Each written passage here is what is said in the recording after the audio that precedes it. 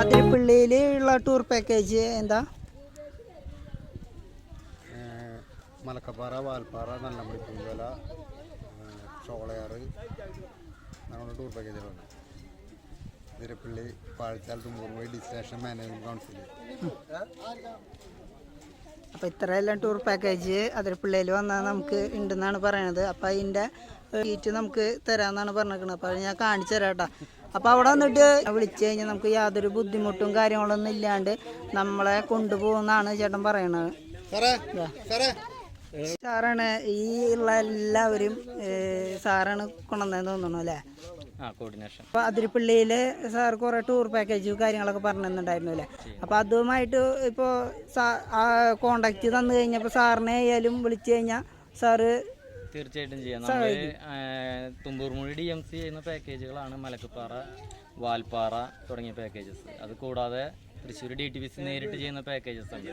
14ഓളം packages ഉണ്ട്, 1 day 2 day ആയിട്ട് Keralam, Tamil Nadu, Karnataka base ചെയ്തിട്ട്. അപ്പോൾ ഈ പാക്കേജുകളൊക്കെ നമ്മളുടെ ഓഫീസിൽ വിളിച്ച് നമുക്ക് ബുക്ക് ചെയ്യാവുന്നതാണ്. ഒരു മാസം നമ്മൾ ഡേറ്റ് ഓപ്പൺ ചെയ്ത് ബുക്കിംഗ് എടുക്കും. അത് പ്രകാരം നമ്മൾ അവരെ കൊണ്ടുപോയിട്ട് സുരക്ഷിതമായിട്ട് തിരിച്ചു കൊണ്ടുവരും. ടൈമുണ്ടോ നമുക്കിതിന്? 1 ഡേ ഉണ്ട്, 2 ഡേ ഉണ്ട്. ഓരോ ട്രിപ്പിൻ്റെയും സ്വഭാവം അനുസരിച്ച് പുറപ്പെടുന്ന സമയങ്ങളിൽ മാറ്റമുണ്ട്. അപ്പോൾ നമുക്ക് രാമേശ്വരം പോലുള്ള ട്രിപ്പുകളൊക്കെ ഈവനിങ് ആണ് സ്റ്റാർട്ട് ചെയ്യുന്നത്, വൈകിട്ട് 5 മണിക്കാണ് സ്റ്റാർട്ട് ചെയ്യുന്നത്. നേരെ മറിച്ച് വയനാട് പാക്കേജ് ഒക്കെ ആണെങ്കിൽ രാവിലെ 5:30ക്കാണ് സ്റ്റാർട്ട് ചെയ്യുന്നത്. വയനാട്, മസനഗുഡി രാവിലെ 5:30. പിന്നെ 1 ഡേ പാക്കേജ് ആണെന്നുണ്ടെങ്കിൽ പറമ്പിക്കുളം രാവിലെ 6:30, ഹൗസ് ബോട്ട് സഫാരി 7:30, അതുപോലെ തന്നെ സീ ടൂർ 7:30. അങ്ങനെയായിട്ട് പല ഓരോ പാക്കേജിനും ഓരോ ടൈമിംഗ് ആണ്. അപ്പോൾ നമ്മളുടെ ഓഫീസ് നമ്പറാണ് ബുക്ക് ചെയ്യാനായിട്ട് വിളിക്കുന്നത്.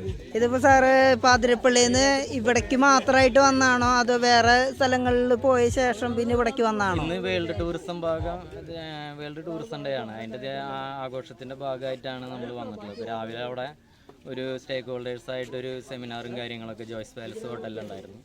അതിനുശേഷം നമ്മളിവിടെ ബോട്ടിങ്ങും കാര്യങ്ങളായിട്ട് വന്നിട്ടുള്ളത്. അതിൽ ഡെലിഗേറ്റ്സും എല്ലാവരും ഉണ്ട്. ഡെലിഗേറ്റ്സ് ഫസ്റ്റ് ബാച്ച് കഴിഞ്ഞ് ഇപ്പോൾ നമ്മളുടെ സ്റ്റാഫുകളാണ്. DTPCയിൽ നോക്കാൻ വെച്ചാൽ മൊത്തം 75ഓളം സ്റ്റാഫുകളുണ്ട്. അതിലെല്ലാവരും വന്നിട്ടില്ല, കുറച്ച് പേര് മാത്രമേ. അപ്പോൾ ഇവിടെ എത്ര സമയം നിന്നിട്ട് പിന്നെ ഇനി അടുത്ത സ്ഥലം അങ്ങനെ വല്ലതും ഉണ്ടോ ഇനിയിപ്പോൾ പോകാനുള്ളത്? ഇനി ഇല്ല, ഇവിടെ നിന്ന് കഴിഞ്ഞ് കഴിഞ്ഞാൽ ഏകദേശം ഓഫീസ് ടൈം കഴിയും. പിന്നെ എല്ലാവർക്കും വീട്ടിലേക്ക് എത്തേണ്ടതുണ്ട്, സ്ഥലങ്ങളിൽ നിന്നൊക്കെ വരുന്നവരുണ്ട്. അപ്പോൾ അതിനെ ബേസ് ചെയ്തിട്ട് നമ്മൾ പരമാവധി ഒരു 5 മണിക്ക് അവിടെ തിരിച്ചെത്തും വീട്ടിൽ. ഇതിപ്പോൾ ഏത് ദിവസങ്ങളിലാണ് നമുക്ക് ഇങ്ങനെ സ്റ്റാഫുകളുമായിട്ട് അങ്ങനെ പോകണത്? അങ്ങനെ ഉണ്ടോ? അങ്ങനെയില്ല. ഇന്നിപ്പോൾ വേൾഡ് ടൂറിസം ഡേയുടെ ഭാഗമായിട്ട് നമ്മൾ ചെയ്തു. ഇനി അത് കൂടാതെ തന്നെ നമ്മൾ നടത്തുന്ന ചില ആഘോഷ പരിപാടികളുണ്ട്. ഓണാഘോഷം, അതുപോലെ തന്നെ നമ്മുടെ തൃശ്ശൂർ പൂരം, അങ്ങനെയുള്ള ഓരോ ഇവൻറ്റുകളുണ്ട്. അപ്പോൾ അത്തരം ഇവൻറ്റുകൾക്കൊക്കെ വേണ്ടിയിട്ട് നമ്മൾ